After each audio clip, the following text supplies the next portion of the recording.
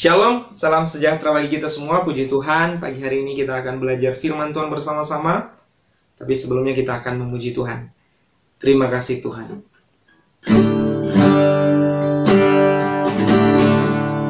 Terima kasih Tuhan untuk kasih setiamu yang Ku alami dalam hidupku. Terima kasih Yesus untuk kebaikan-Mu sepanjang hidupku.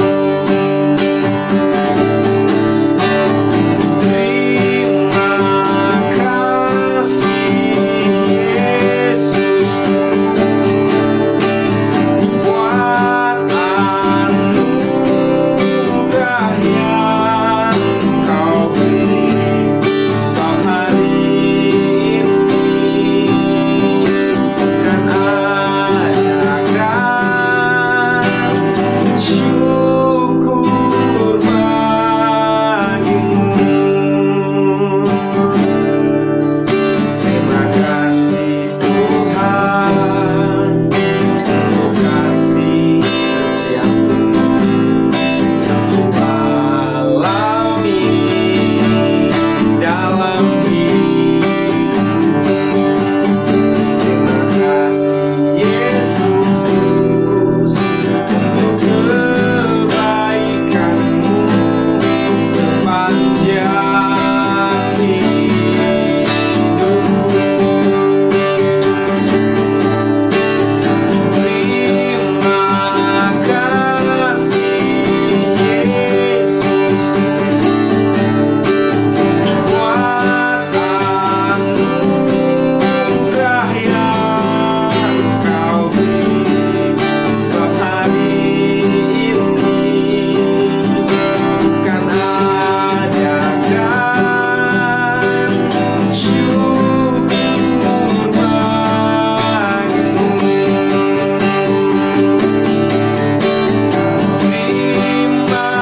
Terima kasih Yesus buat anugerah yang Kau beri setiap hari ini, kan adakan syukur bagimu. Syukur bagimu.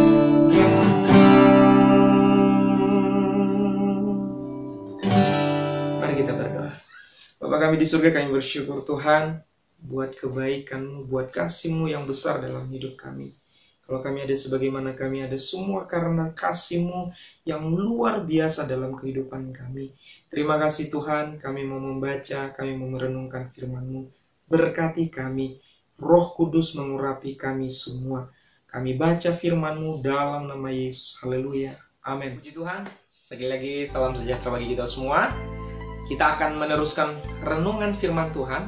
Ya, dari beberapa hari ini kita belajar tentang Ahab, Isabel dan keluarganya. Bagaimana mereka merampas, membunuh, dan bagaimana mereka ketika ditegur oleh Nabi Elia. Dan hari ini kita akan belajar firman Tuhan bersama-sama. Lanjutan dari cerita firman Tuhan yang telah kita renungkan bersama-sama beberapa hari sebelumnya. Mari kita membuka Alkitab kita di dalam 1 Raja-Raja pasal 21 ayat 25 sampai 29.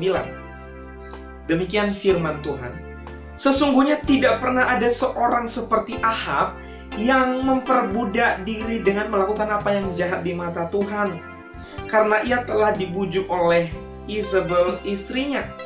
Bahkan ia telah berlaku sangat keji dengan mengikuti berhala-berhala, tepat seperti yang dilakukan oleh orang Amori yang telah dihalau Tuhan dari depan orang Israel. Ayat 27. Segera sesudah Ahab mendengar perkataan itu, ia mengoyakkan pakaiannya, mengenakan kain kabung pada tubuhnya dan berpuasa. Bahkan ia tidur dengan memakai kain kabung dan berjalan dengan langkah lamban. Lalu datanglah firman Tuhan kepada Elia, orang Tisbe itu. Sudahkah kau lihat bahwa Ahab merendahkan diri di hadapanku? Oleh karena ia telah merendahkan diri di hadapanku, maka aku tidak akan mendatangkan malapetaka dalam zamannya. Barulah dalam zaman anaknya aku akan mendatangkan malapetaka atas keluarganya. Puji Tuhan, teman-teman. Kemarin ya, beberapa waktu yang lalu kita sudah belajar bagaimana akibat dari dosa yang dilakukan oleh Ahab dan istrinya Isabel. Apa akibat dari dosa yang mereka lakukan? Suatu saat ya, hal yang mengenaskan, hal yang menyakitkan suatu saat mereka akan dapatkan. Teman-teman, tidak cukup sampai di situ ternyata ya.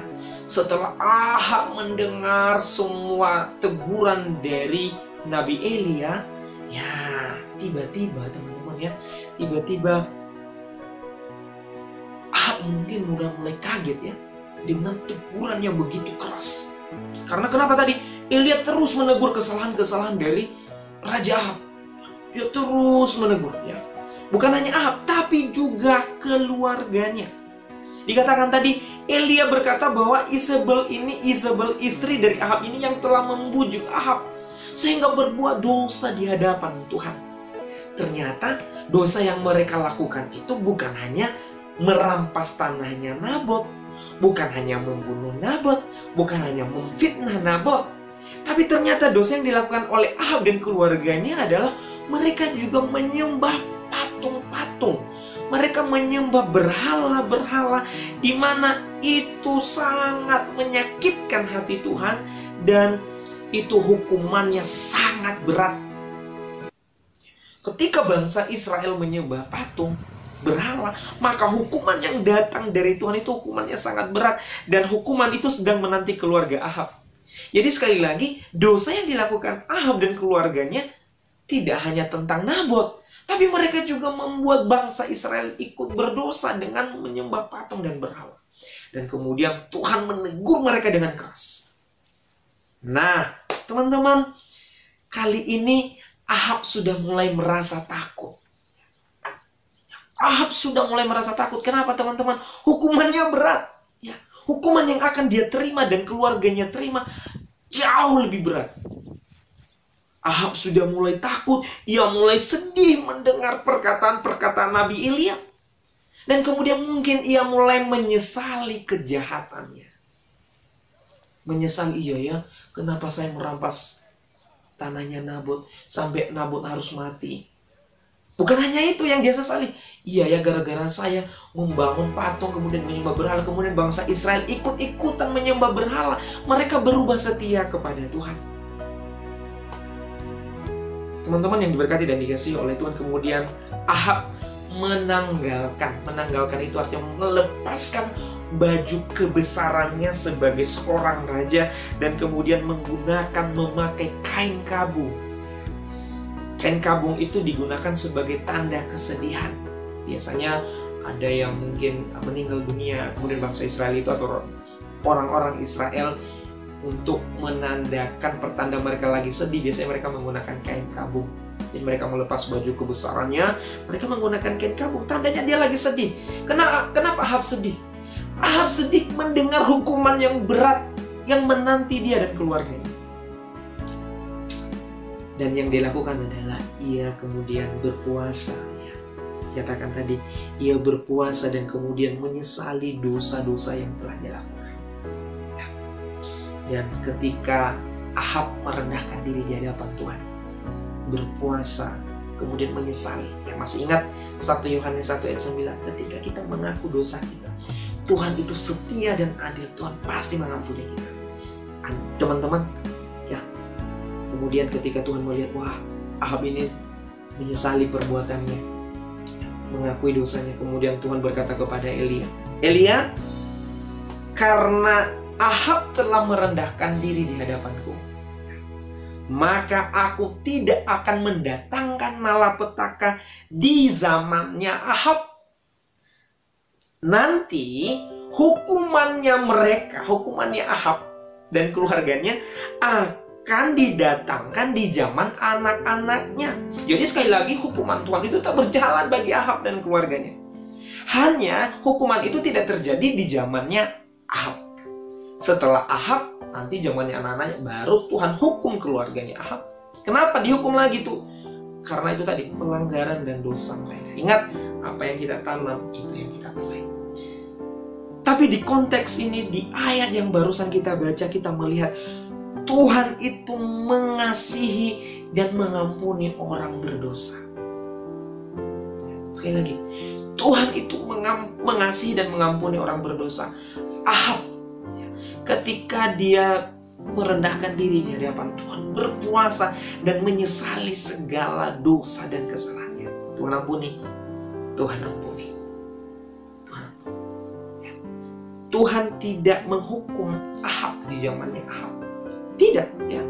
Ia mengampuni mereka yang mengakui segala dosanya. Jadi sekali lagi Tuhan itu mengampuni kita semua yang mengakui segala kesalahan dan kejahatan yang kita lakukan. Tuhan menunjukkan kasih-Nya kepada Ahab yang mau merendahkan diri kepadanya. Sekalipun, nah ini harus digaris bawah, bahwa sekalipun semua itu tidak akan meluputkannya dari hukuman yang akan dialami oleh keluarganya. Sekali lagi, keluarganya tetap menerima hukuman dari apa yang mereka lakukan. Ya. Teman-teman, hukuman itu tetap diberikan supaya saya dan kita semua taat kepada firman Tuhan dan tidak berbuat dosa lagi. Sekali lagi, Tuhan itu mengasihi dan mengampuni orang berdosa.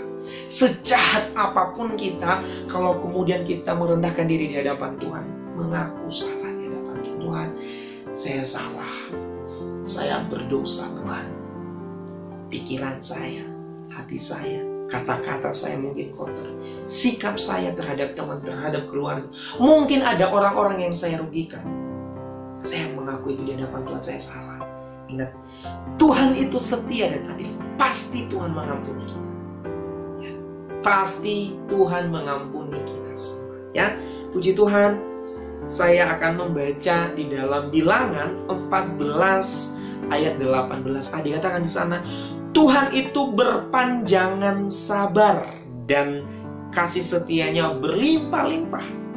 Ia mengampuni kesalahan dan pelanggaran, tetapi sekali-kali tidak membebaskan orang yang bersalah dari hukuman. Bagaimana supaya kita terbebas dari hukuman? Jangan lakukan pelanggaran. Bagaimana supaya kita diampuni? Aku itu di hadapan Tuhan. Demikian renungan firman Tuhan pagi hari ini. Mari kita berdoa. Kami bersyukur Tuhan kepada Engkau pagi hari ini. Engkau Allah yang maha kasih, yang mengasihi kami, mengampuni kami. Ketika kami datang di hadapan Tuhan mengakui segala kesalahan dan dosa kami, Engkau Tuhan kami yang setia dan adil mengampuni kami, memaafkan kami dan memulihkan kehidupan kami. Terima kasih banyak Tuhan. Engkau sungguh baik, panjang sabar. Engkau Allah yang besar kasih setia. Engkau luar biasa dalam kehidupan kami. Kami bangga punya Tuhan seperti Engkau. Tanamkan firman-Mu dalam hati kami. Ingatkan kami, ya Tuhan, untuk menjauhi segala pelanggaran dan kesalahan dan dosa. Tolong kami ketika kami hilaf, salah, Tuhan ingatkan hati kami, hidup kami, untuk kami sesegera mungkin meminta ampun kepada Tuhan. Sekali lagi kami percaya Engkau Tuhan yang setia, Engkau Tuhan yang adil, yang mengasihi kami, mengampuni segala pelanggaran kami. Berkati kami yang telah merenungkan firman, membaca firman, bahkan menonton video ini tadi ini. Kami bersyukur Tuhan. Di dalam nama Yesus kami berdoa. Amin.